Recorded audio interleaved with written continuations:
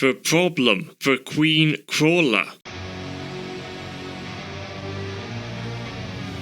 This oversized Mire Monstrosity keeps taking you down with its many different abilities, and her Crawler Larva keep biting at your heels. How are you supposed to beat this behemoth of a crawler? I know of 2 strategies to beat her, to help you deal more damage, survive the match, and get hold of that elusive ichor crafting material. But these strategies aren't going to help you if you haven't got a grasp of her strengths and weaknesses first. So let's start by going over those. She is weak to heat and biological damage, whilst being strong against force and acid damage. Her weak points are the head, inner mouth, back abdomen pustules, and her abdomen scar pustule, only visible in the second phase. Her abilities are as follows. In phase 1, launching sacks at you, which will slow you down and damage you if stepped on, so destroy these if you can. A forward jab bite attack, laying an egg sac, which will hatch into multiple crawler larvae, so destroy these as well. Jumping at players, damaging them if she lands near them. In phase 2, she will no longer be able to launch sacks at you or lay egg sacs, but she gains the ability to open Mire portals, and once she crawls into a portal, she can take one of 3 actions. Open a portal for Crawler Larva, charge out of a portal at a player and go right back into one, or come back into the fight and stay there for a while. In addition, she can also perform a forward jab claw attack. Finally, she can also execute downed players. Now we know what to expect of her, we will begin going over the strategies. The first one involves kiting her around the map whilst staying in a group. For this strategy to work, although it is nice to have any ninjas up front to slow her down whilst everyone else shoots at her from the rear, if you have not got any ninjas in your party, just have everyone shoot at her from a distance, all while having the whole group move away from her together when she gets too close. Also keep in mind that in phase 2, her Mire portals will let her get to anyone in the group no matter where they are, so keep an eye out for the route she will take, charging from one portal to another. The second one involves staying within an area and fighting her there. For this strategy to work, it is nice to have a ninja or even an engineer up front to distract her, whilst everyone else shoots at her from their positions. But if you have not got any ninjas or engineers in the party, simply have everyone shoot at her from their positions, moving to a different spot within the area when she gets too close. The idea with this strategy is to have her only be able to target one team member at a time, whilst the rest of the team shoots at her. When she changes targets, the teammate she was targeting can return to shooting at her. Watch out again during phase 2 though, as she will be able to target any team member in the area via her portals. But no matter which of these strategies you are going to use, here's a couple of things you need to keep in mind. The first is to keep her marked as much as possible so you can track her position. Very helpful for when she is moving around using her portals. The second is to have someone dedicated to taking down her Crawler Larva, so they won't annoy the group so much / take down team members trying to focus on her. But if that someone is not present in the group, try to have the group clean up any larva before focusing on her.